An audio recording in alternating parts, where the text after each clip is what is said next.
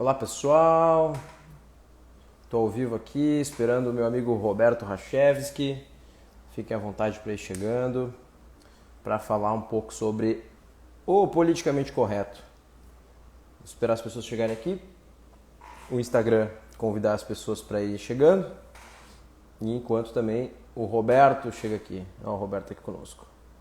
Vou chamar ele para o papo aqui. Chamei o Roberto para o papo aí.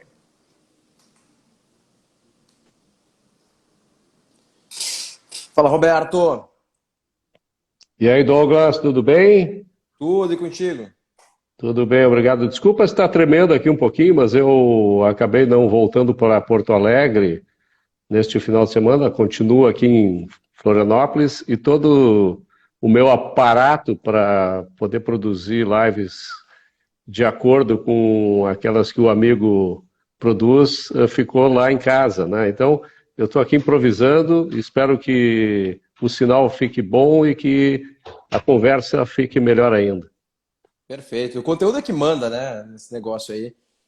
Tua imagem é boa também, Rachel. Isso já ajuda bastante. É meio caminho andado. Mas, Ótimo. Roberto, primeiro, muito obrigado por aceitar o convite para ter esse papo aí sobre um tema que, até falar do tema já virou tabu, assim. Tem muita gente que se limita a falar da existência do próprio problema do politicamente correto, né?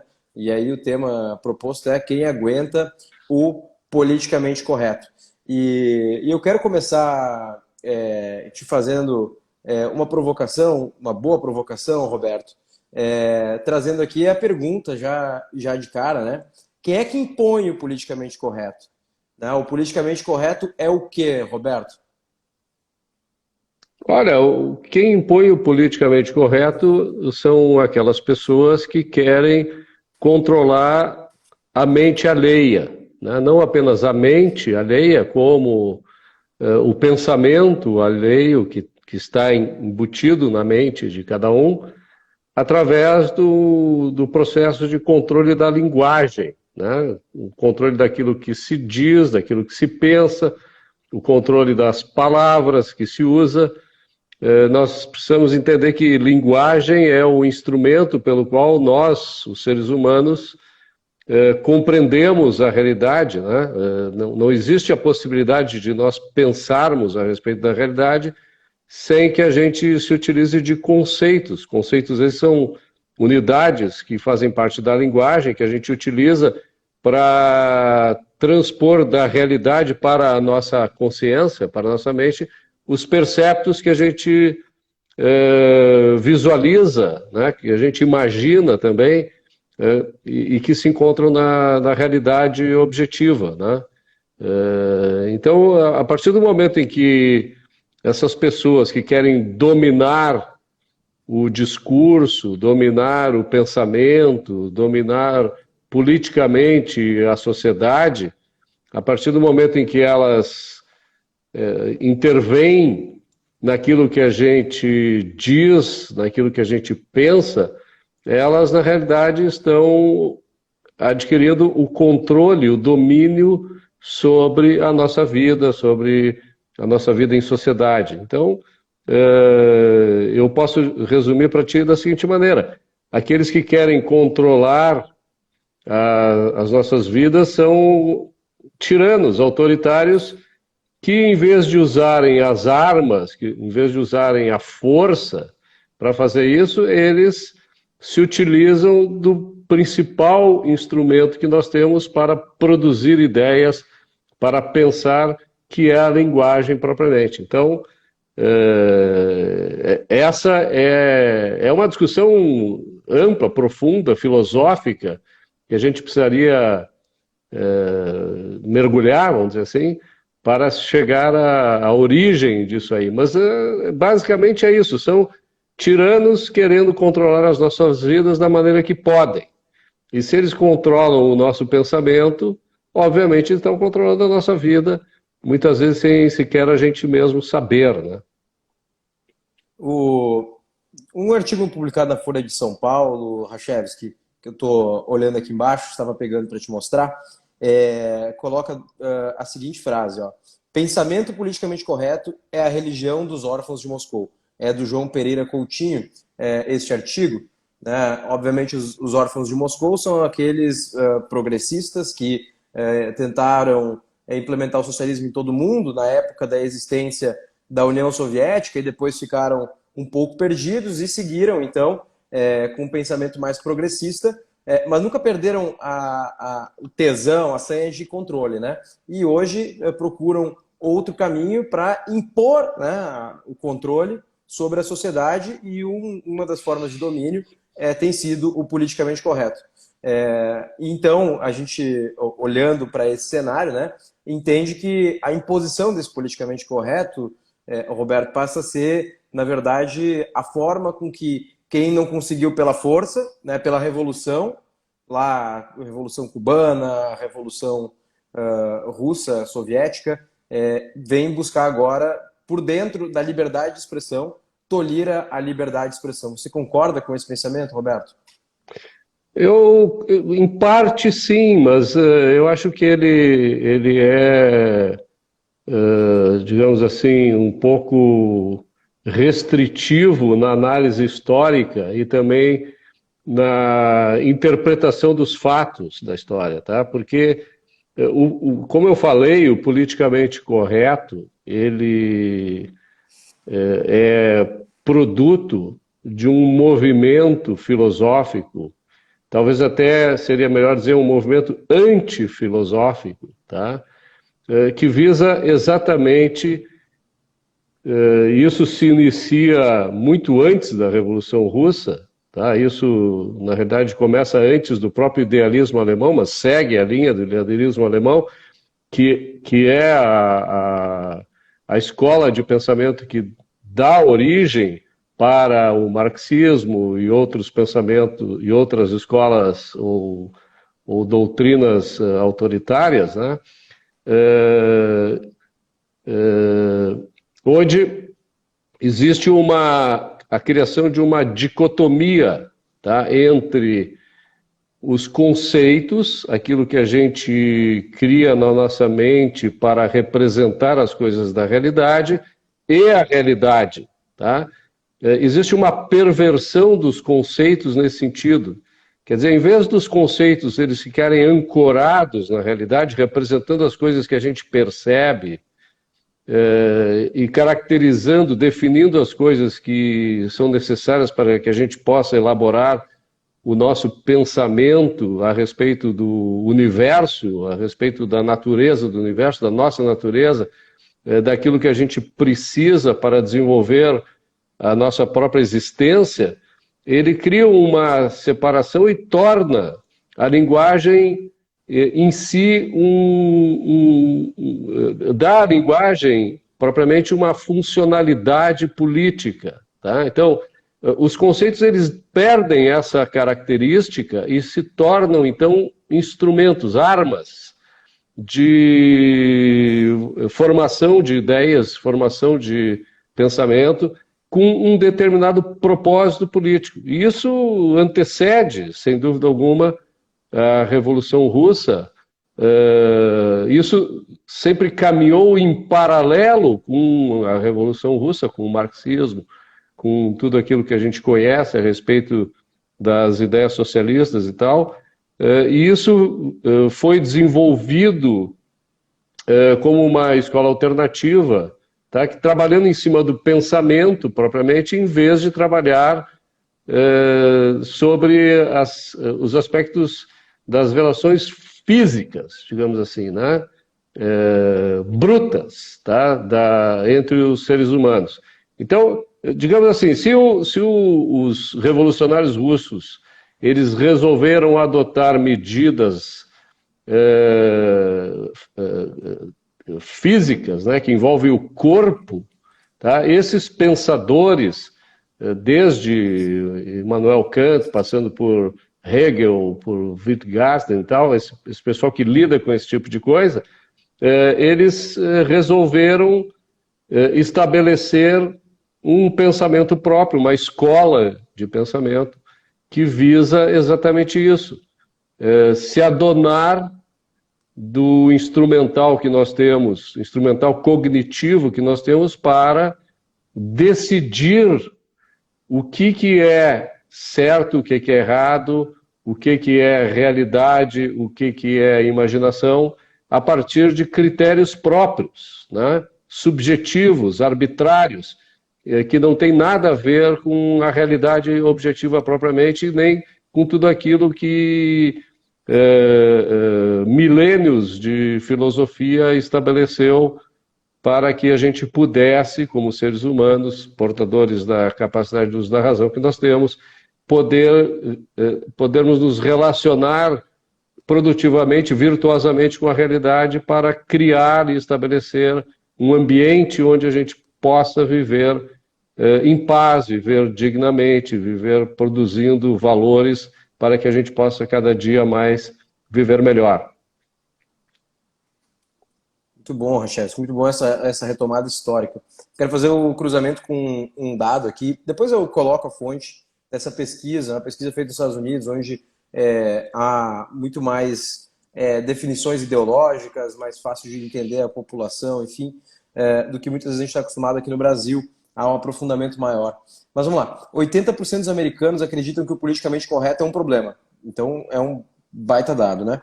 E isso é transversal entre brancos, 79%, asiáticos 82%, hispânicos 87%, nativos americanos, negros 88%, 75%.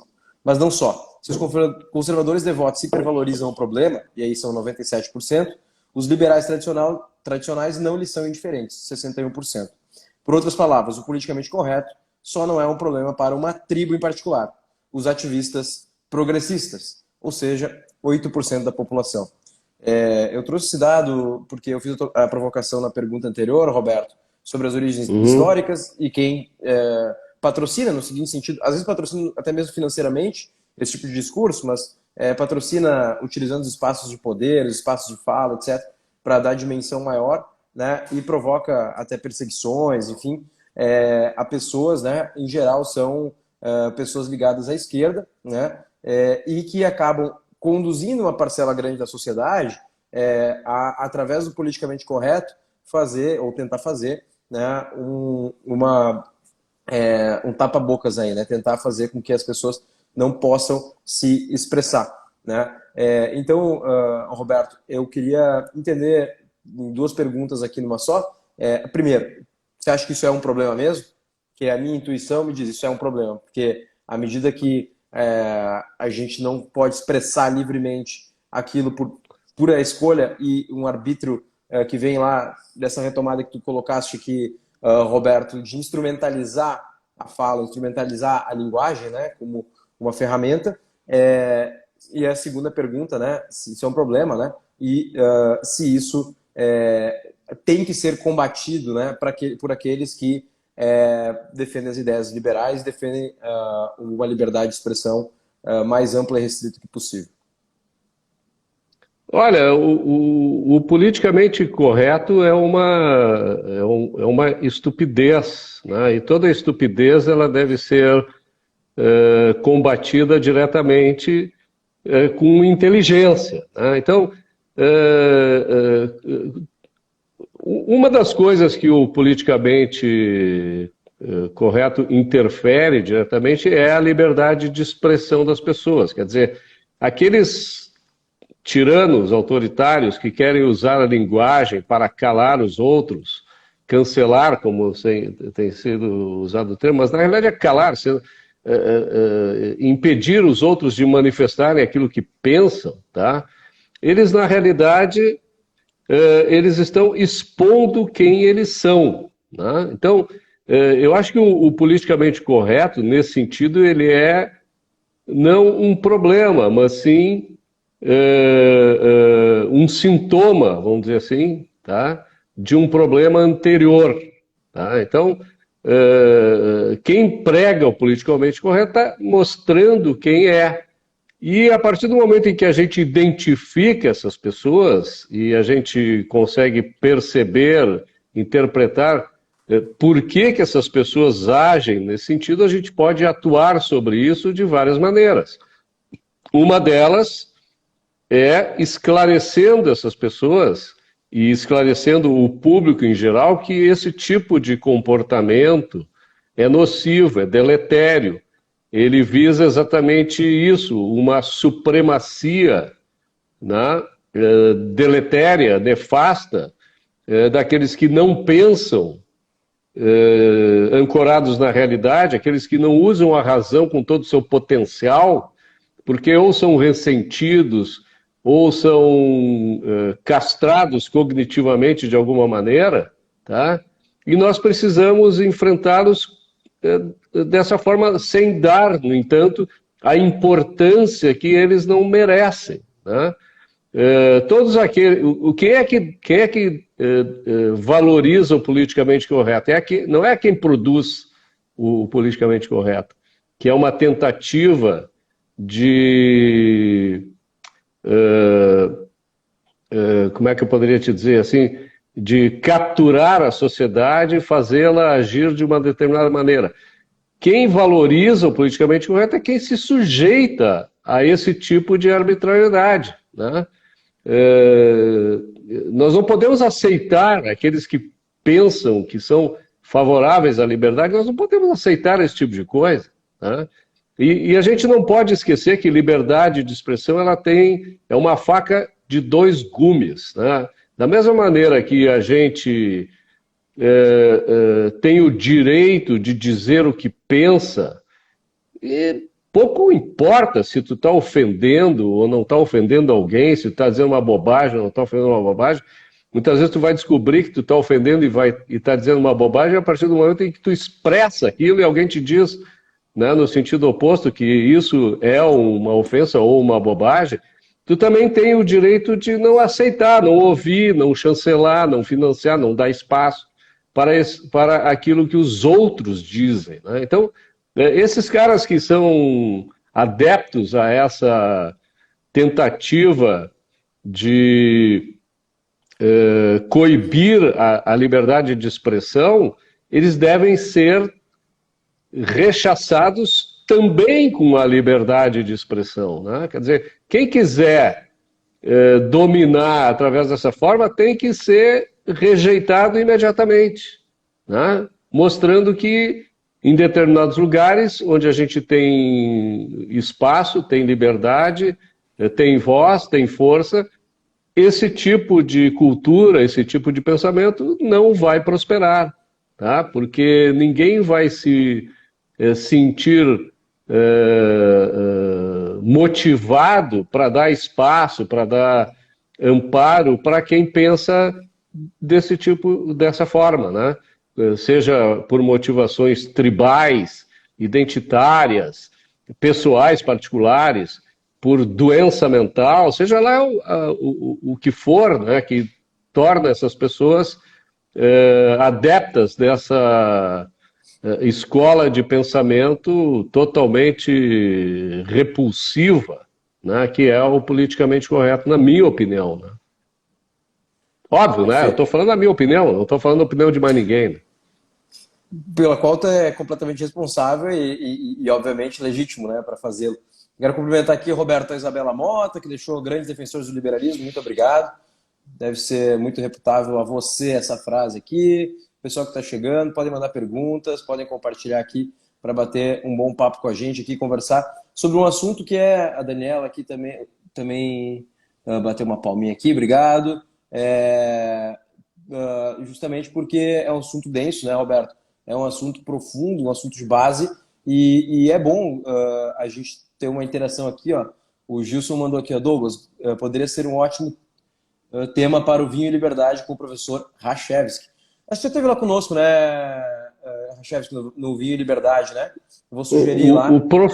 O professor talvez tenha ido, o Rachevski eu não me lembro. Eu não sei de que professor ele está falando, mas tudo bem. O politicamente correto não ia... É uma brincadeira com o Gilson. Porque se tu não for professor com uma carteirinha, aí tá querendo lugar de fala que tu não tem, não sei o quê. Sabe, Roberto, eu quero contar momentos práticos em que eu passei por, sei lá, cancelamentos, ou cala a boca, ou aquela enxurrada que tenta proibir que você fale, né? Aliás, a gente naturalmente não nota, muitas vezes a gente passa por vários desses momentos, tem medo de postar, às vezes, na rede social para não desagradar um e outro, mas eu vou dar exemplos concretos. Eu era um liberal. Esse tipo de problema tu sabe muito bem que eu não tenho, né? Eu posto tudo que me vem à mente e aceito as críticas que antagonizam o meu pensamento, desde que eu não me sinta ofendido. Se eu me sinto ofendido, eu bloqueio e tchau, né? Mas isso é uma iniciativa privada. Eu estou no meu mural, eu não vou impedir essa pessoa de fazer a mesma coisa em público. Né? Fazer sua Em público publicação no nós seu vamos mural, né? discutir, se tiver que sair na porrada, vamos sair na porrada também, não tem por que não.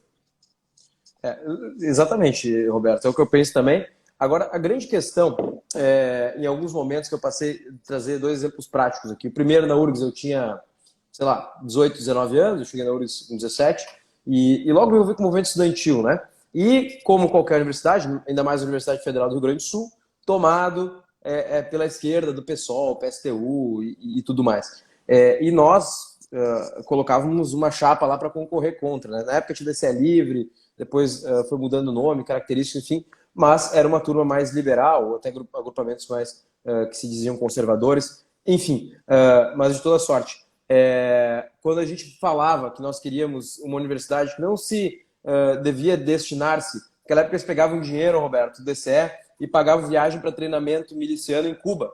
Né? Eles iam fazer treinamento revolucionário em Cuba, com dinheiro dos estudantes. Quando nós nos contrapunhamos a isso, eles, no momento seguinte, era nazista, fascista e tudo que é ista, machista, né? Em bando, assim, né? Diversas pessoas no corredor da universidade, né? A gente não conseguia falar com o estudante na boca da urna na eleição do DCE, né? Eu, por muito pouco, não me elegi presidente do DCE na época, lá em 2012, nós não conseguíamos nem ter acesso ao estudante na fila de votação, porque eles não nos deixavam falar.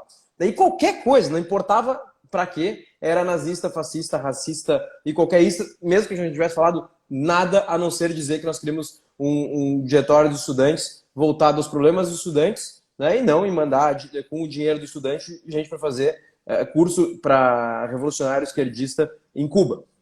E um segundo momento, Roberto, que eu tive também, bastante curioso, a minha região é baseada na produção de suíno, de frango, de proteínas, né, produção primária, enfim, tem muito comércio também, mas a característica principal da região é que, fora os centros mais urbanizados, muita gente ainda trabalha com agricultura e que historicamente foi o que nos trouxe até aqui. E aí, uma marca de chocolate que tem uma linha vegana, certa vez atacado por uma turba vegana lá, enfim, retirou o patrocínio, né, que dava para uma festa que acontece em Encantado, né, que comemora a cultura do suíno, a Suinofest. E aí eles diziam lá que a Suinofest era assassinato, né, dos animais e que coitadinho dos animais, etc, etc, etc. E eu me opus, eu obviamente falei, olha, isso aqui é um absurdo, essa festa da cidade aqui é a capital do ouro branco. Por quê? Porque se abatia o suíno e se usava a gordura, a banha, né, que era tido como ouro branco décadas atrás. E aí, Roberto, a turba que atacou a primeira empresa, que cedeu aos caprichos dessa galera organizada aí, veio me atacar também. Né? Passo seguinte, não tinha problema nenhum, eu, seguindo os passos do professor Racheves, como diz o Gilson aqui pra gente, não, cara, essa é a minha opinião e eu acho que é importante o valor a ser defendido, né? Tá na minha cultura, tá na minha essência, aquilo que a gente produz aqui, né? A gente nunca fez uma turba para lá e atacar vegano e dizer, olha, vocês não podem comer só vegetais, como eles falam, para quem não tem essa cultura vegana. E aí eu citei esses dois exemplos, né? Para demonstrar como a mesma forma, o modus operandi é o mesmo, Roberto, com o veganismo, com alguns excessos na proteção animal, com o meio ambiente, que é uma pauta que está dando super certo no Brasil, né? Em que não se pode falar nada, não se pode dizer que o nosso agro, por exemplo, ajuda a preservar o meio ambiente, não pode dizer isso, que agro não poderia ser bom. Tu pode dizer o que tu quiser, é isso que a gente precisa entender. Esse negócio de não pode dizer isso, não pode dizer aquilo, é a maneira pela qual eles vencem essa batalha. Né?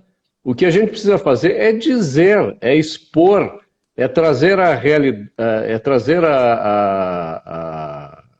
realidade de forma que ela seja exposta para que as pessoas entendam e consigam discernir entre o que é a realidade dos fatos e o que é uma narrativa falsa apregoada por essas pessoas, né? Quer dizer, quando te chamam de nazista, fascista, etc., é uma narrativa, é uma mentira, é uma falsidade, é uma falácia que simplesmente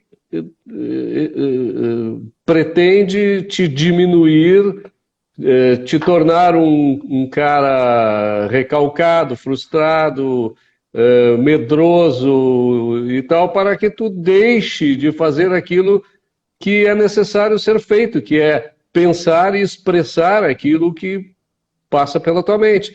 Então, não é que não possa, tem gente que todos nós podemos expressar o que quisermos, tá?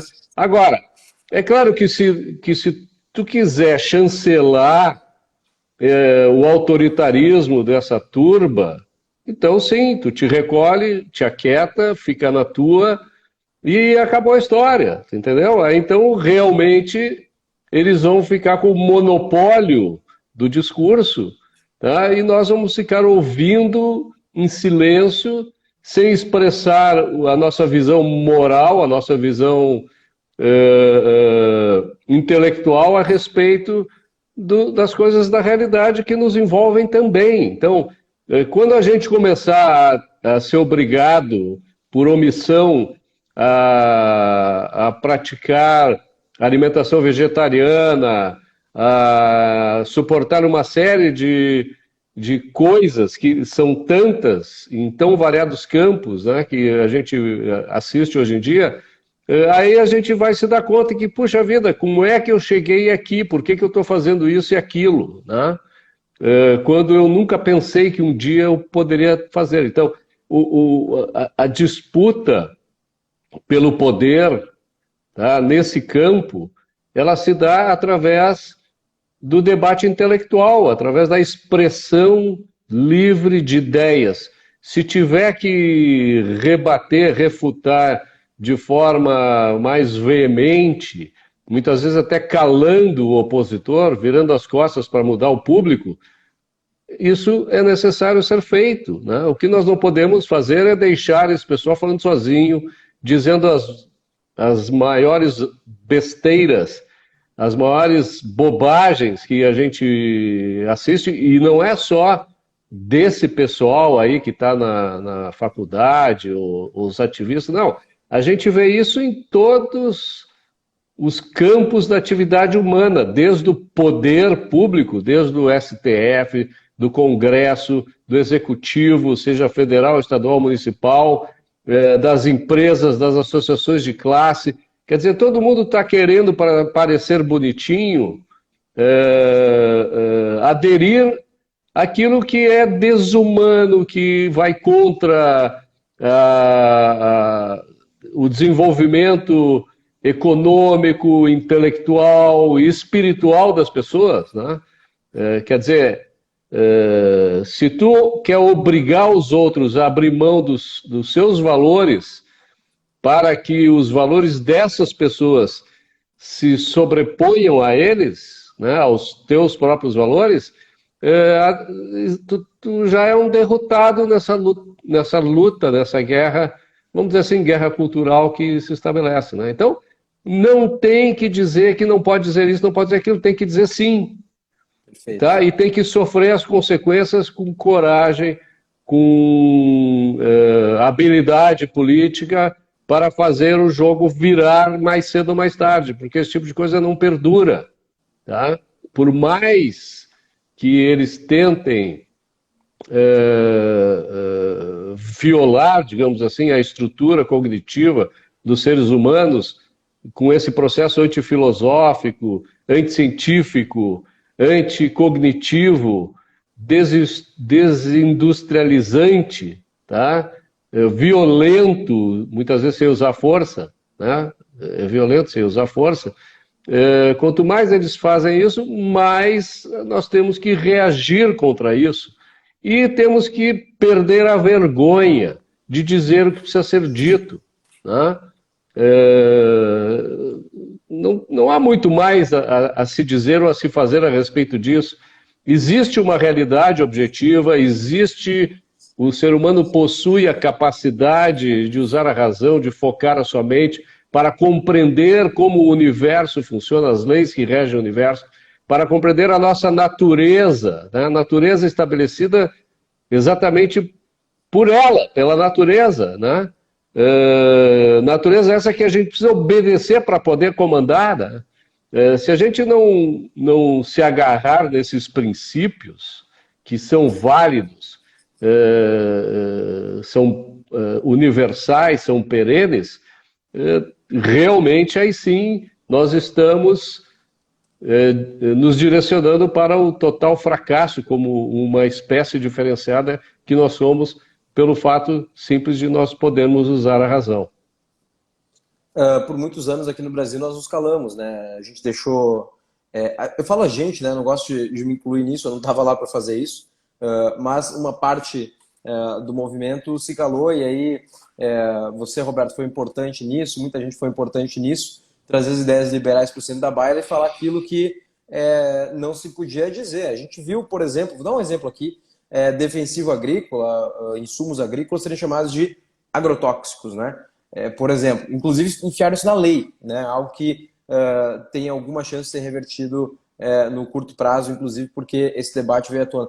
Quer dizer, olha tanto que nós tivemos que percorrer, né, para correr atrás do prejuízo, porque muita coisa avançou dentro desse discurso, porque por muito tempo as pessoas se calaram e resolveram que não iam falar, né, desses assuntos difíceis, porque eu não acho difícil. Algumas pessoas acham difícil.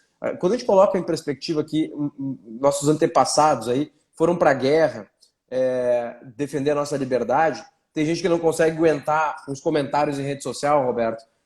Aí eu assim, não tem nada difícil nisso. Para mim é muito fácil. Difícil para mim é não poder falar o que eu eventualmente queira falar, porque alguém, como você colocou aí, acha que eu não devo falar isso, e aí sim nós vamos estar jogando o jogo deles. Eu separei aqui um trecho também que foi publicado na página do Objetivismo Brasil, Roberto, do Ron Atkinson, que é o Mr. Bean, né? O pessoal conhece aí dos filmes. Ele nos filmes não falava muito, né? Mas ele é um ativista importante desse processo, e ele fala aqui, ó, para mim, traduzindo já, né? Para mim, a melhor forma de aumentar a resistência da sociedade contra o discurso ofensivo é permitir mais discurso ofensivo.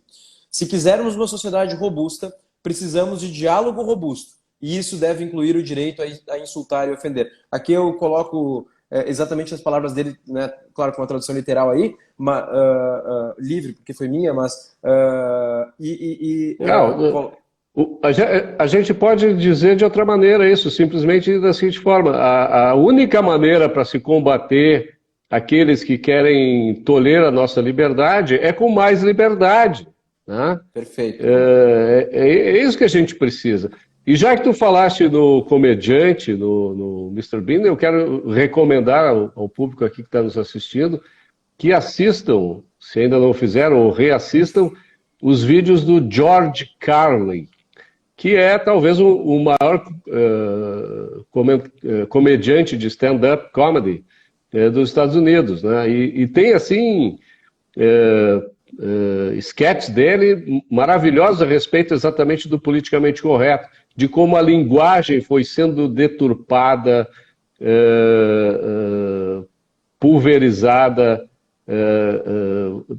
para, digamos assim, proteger aqueles que têm dificuldade de lidar com a realidade, aqueles que têm dificuldade de lidar com ofensas, de lidar com coisas que realmente são, para esse tipo de pessoa, um pouco mais violentas, né? Como se palavras, como se ideias pudessem ser violentas, como é violenta uma agressão física, né? Então, essa equiparação de que palavras elas são tão violentas quanto um tabefe, quanto um soco, quanto um tiro, é um absurdo total, né? E as pessoas tratam esse tipo de coisa dessa forma. Então eu recomendo também que o George Carlin, um grande comediante da década de 70, 80, que trata desse assunto maravilhosamente bem, vocês vão ver que realmente ele usa aquilo que a gente deveria usar com esse tipo de gente, que é a ironia, o sarcasmo, a comédia, o desprezo, né? Porque não merecem mais do que isso. É claro que merecem a nossa atenção, é claro que merecem o nosso esforço no sentido de combater essa ideologia nefasta que eles produzem e carregam, né? Mas não precisa se pensar muito a respeito disso. Um pouquinho de esforço de ironia, sarcasmo, é suficiente para ridicularizar esse tipo de atitude e colocar as coisas nos eixos como elas deveriam ser. Danilo Gentili aqui no Brasil também, né, Roberto? Tem sido quase que um ativista aí, né, também, fugindo completamente ao politicamente correto. E se você olhar os números desse cara aí, o programa tem uma audiência boa, os números em redes sociais. Diogo Portugal, outro brasileiro, né, se não me engano, ele é do Paraná, que não se dobra ao politicamente correto e segue fazendo humor com o politicamente correto. São bons exemplos. A comédia, né, o humor, muitas vezes talvez é o que mais perde, né? Como é que faz piada obedecendo 100%? Não, na realidade, eu não me lembro agora qual é o comediante que falou sobre o politicamente correto, a partir do momento em que os comediantes estavam sendo cerceados, né, com as suas piadas e tal, sobre negros, judeus, americanos, políticos, etc., minorias, né, gays e tal. Então, um desses comediantes diz o seguinte, que eles seriam os canários na mina, né? É canário, né? Aquele pássaro que quando o gás começa a ficar, o ar começa a ficar tóxico na mina, né? Falta oxigênio, eles são os primeiros a morrer, alertando aos mineiros que ali não dá mais para sobreviver, né? Que tem que cair eles fora. Param de cantar, né? Exatamente. Então, os comediantes são os canários da sociedade, né? Quer dizer, quando eles começam a sofrer censura do governo ou cancelamentos da sociedade, significa que essa sociedade está respirando um ar tóxico, tá? E ela precisa de uma renovação imediata, com mais liberdade, que é a única coisa que realmente torna o ar mais agradável, né? É a liberdade que permite que a gente consiga viver em qualquer ambiente, né? Tira a liberdade e o ser humano perece, não há nenhuma dúvida. Vou ler aqui uma mensagem do Renato Quintanilha, que mandou aqui na live. Quem tiver pergunta, manda aí pra gente, que a gente pode bater um papo aqui. O Renato faz a seguinte pergunta, Roberto. O que o Roberto pensa dos liberais que defendem pautas coletivistas ou identitárias? Eu vou, antes do Roberto responder, já dizer, eu acho que eles não são liberais. Mas o que tu acha, Roberto? O que é o liberal, né? Aí a gente vai entrar aqui já na questão das definições, né? O liberal é o cara que defende a liberdade, é o cara que defende a ética do individualismo, que sabe que cada indivíduo é um fim em si mesmo, né? Os liberais que são coletivistas, que defendem pautas identitárias, eles estão se lixando para o indivíduo, eles estão preocupados com as tribos, né? Então,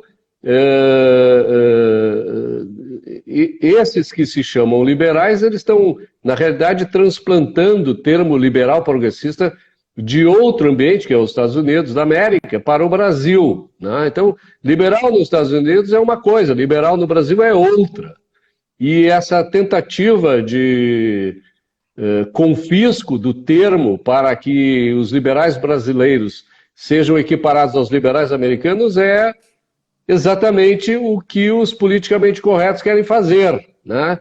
E cabe a nós, os liberais de verdade, enxotar esse pessoal do movimento, porque eles não são liberais, eles são antiliberais e tentam exatamente se miscuir no movimento para impor o coletivismo, para impor o identitarismo para impor uma ideologia que é avessa à liberdade, como pelo menos os liberais brasileiros defendem, de um modo geral, né? Então, nós precisamos apontar, identificar, apontar e tratar diretamente com esse pessoal, mostrando quais são os seus equívocos, por que eles não podem ser chamados de liberais, e se quiserem ser liberais vão ter que mudar de ideologia, porque a ideologia que defendem não pode ser rotulada dessa maneira. Tá? Perfeito. Tem mais comentários aqui, ó. Talvez a gente possa chamá-los apenas de social-democratas, aí fica um pouco mais... adequado o termo, né? Social-democrata, gosta de justiça social, é contra a desigualdade social, acha que a pobreza é fruto de jogo de soma zero, né? Que os ricos exploram os pobres, por isso que são ricos. São utilitaristas pragmáticos também. É um pessoal que precisa evoluir um pouco mais para ser chamado de liberal. Por enquanto ainda é um mero social-democrata. Na semana passada, eu tive aqui, nesse mesmo horário aqui, tenho feito aos domingos às 20 horas, sempre uma live, Roberto, e eu estive aqui com o Denis Xavier, acho que até tu passou pelo menos algum momento na live aqui, estava assistindo com a gente. Isso, eu passei um período. E lá a gente comentava sobre isso, né? Lá o tema era outro, né? Era justamente se gourmetizaram o liberalismo, né? E é justamente isso, tentando distorcer, e lá a conclusão que nós chegamos na live, eu e o Denis, é que, cara, se assume como social-democrata que não tem nenhum problema. Não há problema, você tem o direito de defender o que você achar, a porcaria que você achar que é bom. Agora, não vem querer dar um nome disso ao liberalismo. O liberalismo defende as nossas liberdades mais essenciais, o direito à propriedade, o nosso direito à vida, enfim, não essas idiotices aí que não respeitam o individualismo como essência. Vamos aqui com a Isabela, Roberto. Em qualquer discussão que não conseguem argumentar, vem os chavões, os xingamentos, sinalização de virtude. Isso aí, Isabela. Um abraço aí, modus operandi, né? Também a Guta aqui falando que chegou, estava te esperando aqui, Guta, obrigado. Guta Pini, Roberto, sensacional. Abraço, Guta. Acho que você já também teve transmissão com ela, se não me engano. Já fez uma live com ela esses dias. Sensacional, a Guta. Também a Mariana comenta aqui conosco que a próxima pandemia vai ser o meio ambiente. Aliás, não dá para falar pandemia, porque se eu botar essa palavra aqui, o Facebook e o Instagram derrubam, não é que derrubam a live, mas o alcance diminui, aí vem aquela tarja aqui, ó, que não pode mais falar desse assunto. E toda vez que eu vou falar do assunto, eu fico pensando 10 vezes, Roberto, poxa, eu vou abordar esse assunto e não vou alcançar ninguém, o que eu faço? Quer dizer, as plataformas, as redes sociais já definiram que não pode falar sobre pandemia, né? Senão você simplesmente não alcança as pessoas. É um absurdo isso, né? Aqui a Mariana, Guta de novo, aqui ó, a Isabela. Olha, o que acontece é o seguinte, tu tá usando uma plataforma privada, ela pertence a um grupo determinado que tem uma determinada ideologia. Quer dizer, tu entra aqui na casa dos outros e quer falar o que tu bem entende, não dá, né? Mas daí se eles vão ter... Ou tu defende a propriedade privada ou tu não defende. Eles têm todo o direito de te tirar do ar, assim como a mim, tá certo? Agora... a gente tem que expor isso para os outros, né? Tem que mostrar quem eles são. Perfeito, eu acho isso fundamental nesse processo aí, Roberto, porque se lá atrás nós estávamos na mão do que vinha de dentro das redações, né? Se tinha um chefe de redação de esquerda, esquece. Acho que o Roberto caiu aqui, ó. Daqui a pouco ele volta conosco, pode ter acabado a bateria dele. Mas antigamente nós estávamos presos às redações, e se tivesse um chefe de redação, ou mesmo a redação inteira, como é muito comum no Brasil e no mundo, a gente simplesmente não conseguia falar e chegar às pessoas. Agora a rede social está cumprindo o mesmo trabalho. Quer dizer, se eu resolver falar coisas que o dono da rede social não quer, simplesmente o meu alcance cai. Eu sou boicotado. Como disse o Roberto, estamos no ambiente privado, né? Respeito essas regras privadas, mas é meu direito também de fazer a devida crítica. Eu vou, enquanto o Roberto volta aqui, lendo mais alguns comentários aqui. Depois eu posso até retomar com ele, caso valha a pena, a gente ganhando um tempo aqui. Mas vamos lá. Difícil é ver o STF prendendo deputado e cidadãos por causa das coisas que falaram. Isabela, eu concordo Plenamente contigo, é um absurdo mesmo, porque nem tem os meios para efetivamente levar ao cabo uma ameaça. É um absurdo que a pessoa seja, inclusive, presa, né? Por simplesmente falar uma bobagem. Todo o direito das pessoas falarem bobagem, tem que ser expostas pelas bobagens que falam. Aqui é Guta, ó. Eu fiz uma série chamada Centro de Recuperação de Coletivistas. Ah, muito bom, Guta. Muito bom mesmo. Aqui tem uma do Maltas. Abraço, Maltas. Ele pergunta para o Roberto, vou fazer essa para ele aqui. E os boicotes tipo justiçamento, como Sleeping Giants, etc. Depois eu vou fazer essa pergunta quando o Roberto voltar. Aproveita esse momento aí que o Roberto não está, compartilha essa live aí para a gente ver se ele volta aí conosco. Eu vou olhar se ele mandou uma mensagem no meu WhatsApp. Se ele não mandou mensagem no meu WhatsApp, como não mandou, é porque acabou a bateria, o chute aqui do Roberto. Vamos ver aqui o que mais tem aqui, ó. Isabela. Estão criando a figura do liberal progressistas. Surreal, surreal mesmo. Ou você é liberal ou você é progressista. Não tem encaixe nisso daí. Vamos para a próxima aqui. O que mais nós temos aqui de perguntas? Vamos ver aqui, ó. O Roberto tá voltando.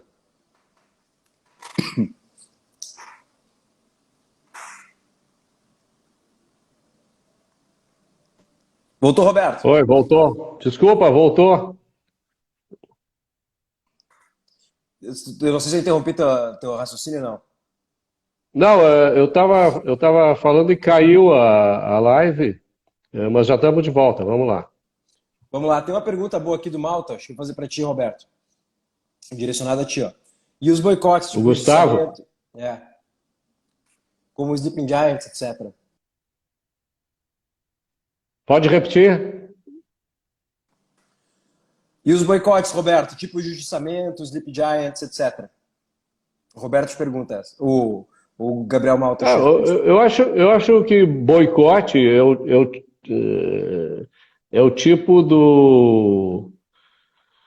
tipo da iniciativa válida, tá? Legítima. Boicotes são mobilizações voluntárias que ocorrem dentro da sociedade para destacar determinadas posições de determinados grupos contra atitudes ou pensamentos ou ideias de terceiros, de outros, né? Sejam empresas, enfim, eu acho que isso faz parte do processo de disputa pela hegemonia, tá? Em torno da opinião pública, né? Porque a opinião pública tem sido motivo de disputa, né? As pessoas querem parecer para a opinião pública. Muitas vezes a opinião pública está se lixando, né? Porque nem se sabe o que é opinião pública propriamente, né? Muitas vezes são pessoas que aderem a determinados movimentos, que ficam ligadas na discussão, seja nas redes sociais ou na mídia e tal, ou seja nos processos de criação de políticas públicas, enfim, atrás de interesses próprios, pessoais, né? Interesses que muitas vezes se antagonizam com outros, quer dizer, isso é o boicote é uma mobilização perfeitamente aceitável, tá? O que muitas vezes não é aceitável é o motivo pelo qual os boicotes eles acontecem. Quer dizer, aí cabe àqueles que são boicotados e àqueles que defendem a verdade, que defendem o que é justo, o que é moral, lutarem para tentar dissuadir aqueles que são convidados a aderir ao boicote que o façam, né? Então, um abraço forte aí ao meu amigo Gustavo, e se a gente tiver que boicotar esses que tentam nos tirar a liberdade, vamos fazê-lo. Exatamente. Eu acho que expor as razões é sempre o fundamental, né, Roberto? Inclusive, muitas vezes são insensatas as razões. Não faz sentido. Tem outra pergunta aqui sobre o STF prendendo deputado por conta de uma fala que ele fez. Qual a tua opinião, Roberto?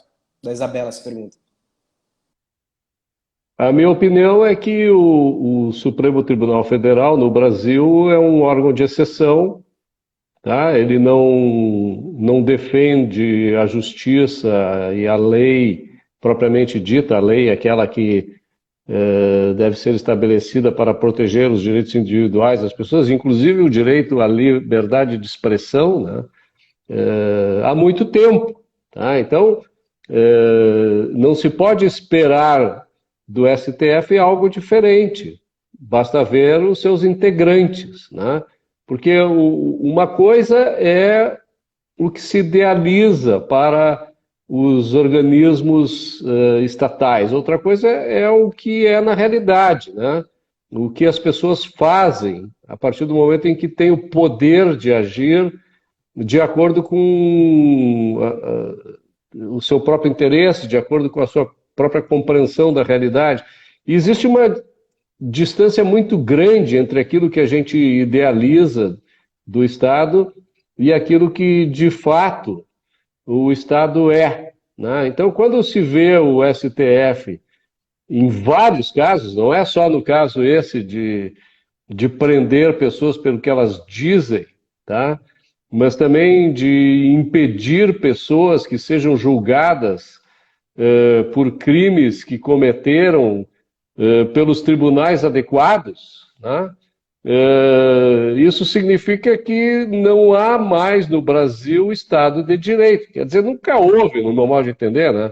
A partir do momento em que nós instituímos aqui Estado democrático de direito, nós simplesmente rompemos a cadeia existente entre Estado e direito, né? O democrático, ele coloca os direitos das pessoas sob júdice, né?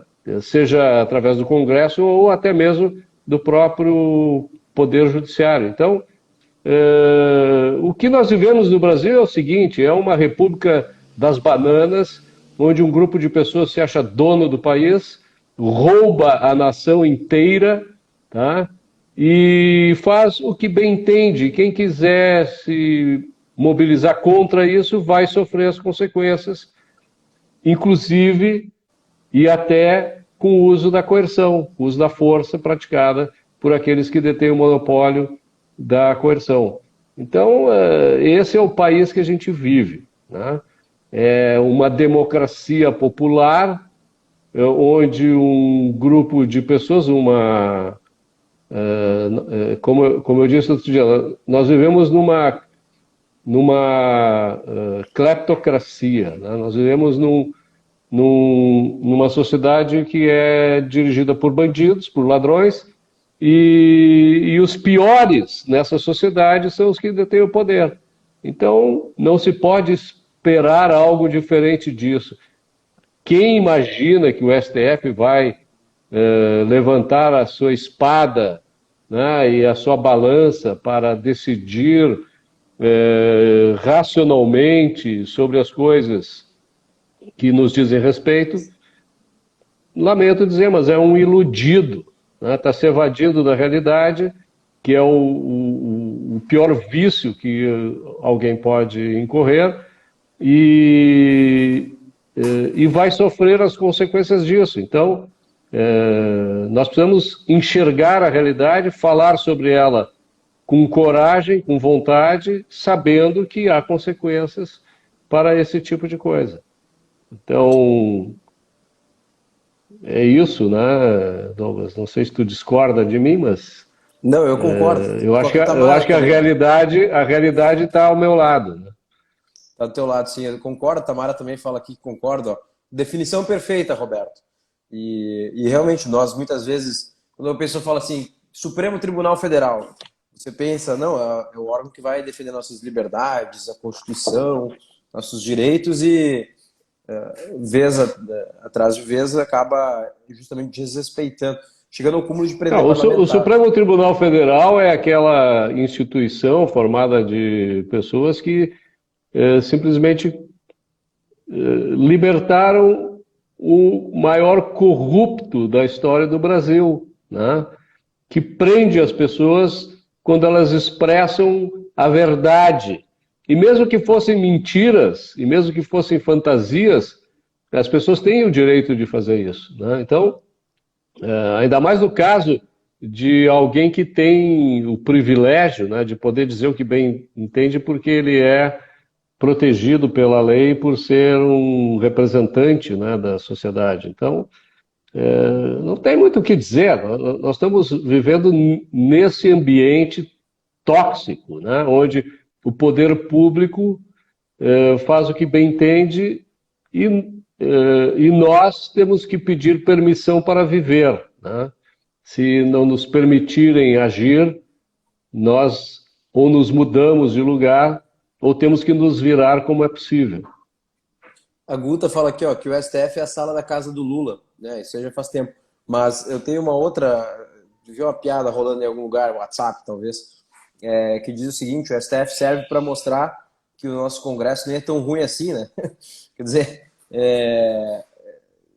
assim, consegue fazer pior que o nosso Congresso tem feito nos últimos anos. É difícil comparar não isso. Porque tu está esquecendo que o STF ele é formado de pessoas que são escolhidas pelo Congresso. Tá? Então, o STF é fruto do Congresso e o Congresso é fruto da sociedade. Tá? Não há como imaginar que os nossos deputados, vereadores, senadores, prefeitos, governadores, presidente, membros da burocracia, do estamento estatal, membros do STF e tal, caiam do céu, venham de Marte, ou naveguem pelo Atlântico e venham da África ou de outro lugar. Não, eles são amostras, não muito positivas, mas são amostras da nossa sociedade, né? Então... Tem mais um ponto, Roberto, com respeito a isso. O STF as pessoas escolhidas pelo STF, pelo Congresso, na verdade, indicado pelo presidente, mas escolhido pelo Senado Federal, apreciado lá, na verdade, esse já é um problema, né? Agora tem outro ponto.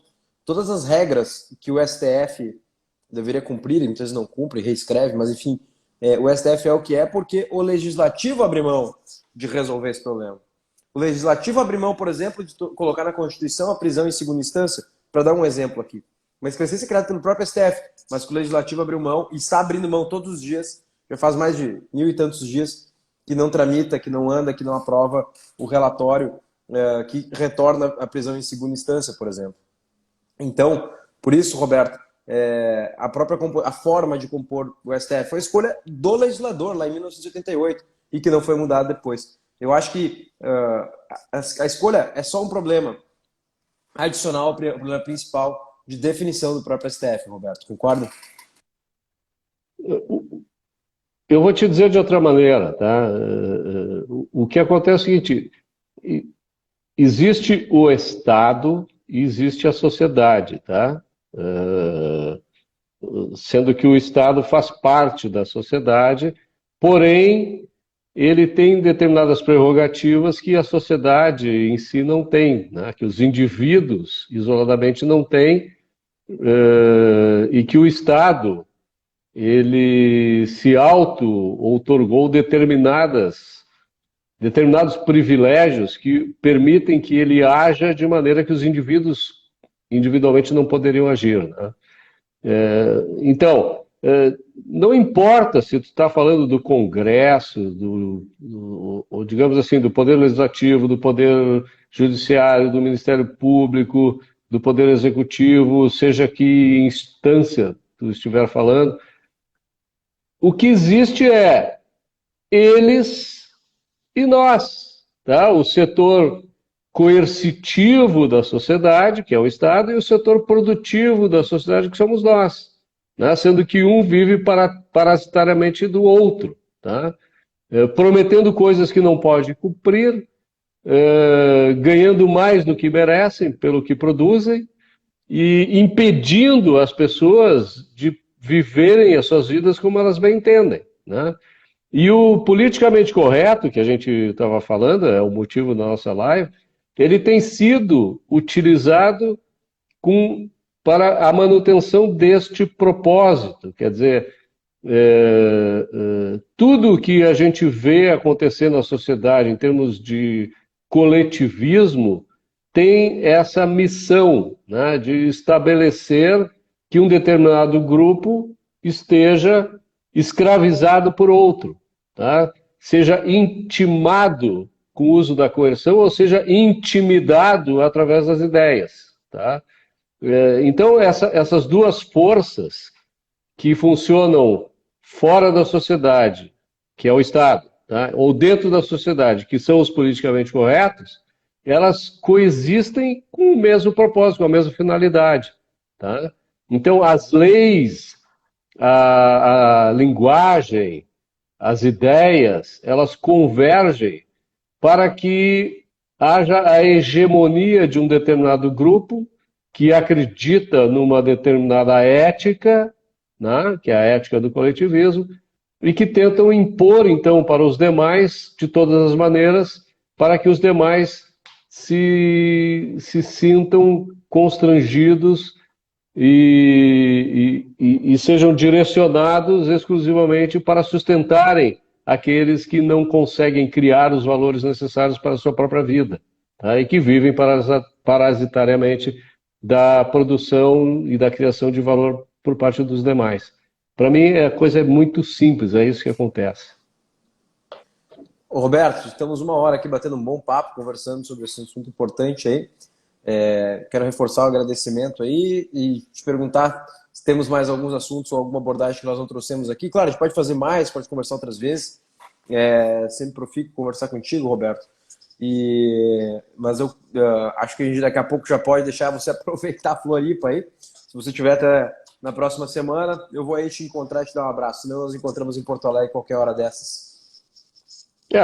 Papo não falta, a gente sempre tem assunto para trazer, ainda mais no Brasil, onde a intervenção estatal é tão ampla, tão vasta, né? Quer dizer, não há área,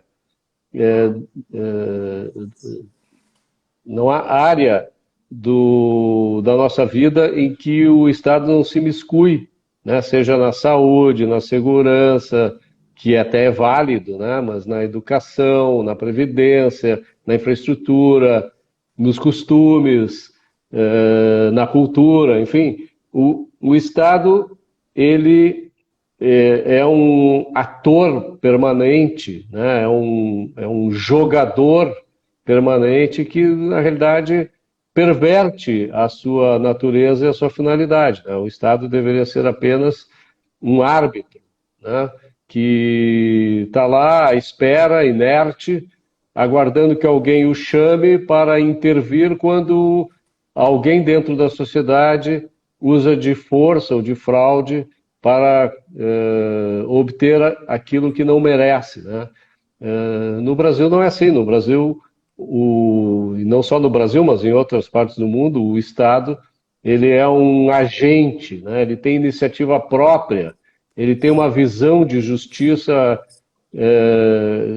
cultivada por esses que, utilizando inclusive o politicamente correto, querem impor para o resto da sociedade esse tipo de visão, de opinião, de ideia, né?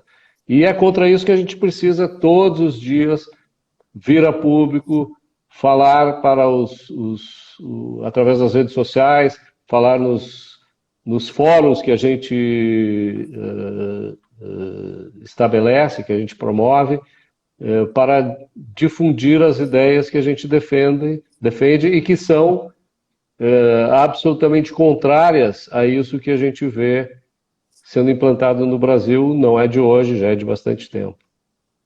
Perfeito. Mais uma vez, então, muito obrigado, Roberto. Obrigado às pessoas que nos acompanharam até aqui. Nós temos um grande esforço a ser feito para não cair no conto do politicamente correto, para cada vez mais falar aquilo que precisa ser dito. E essa live aqui foi mais um momento para isso, Roberto. Muito obrigado, de verdade. Eu te agradeço, Douglas. Vamos lá. Temos que botar a verdade no debate e acabar com o politicamente correto e com as falácias que esse pessoal quer impor nas nossas mentes. Perfeito, Roberto. Muito obrigado, boa noite para ti. Aproveita, Floripa aí. Tá bom, valeu. Um abraço a todo mundo aqui que nos acompanhou até agora.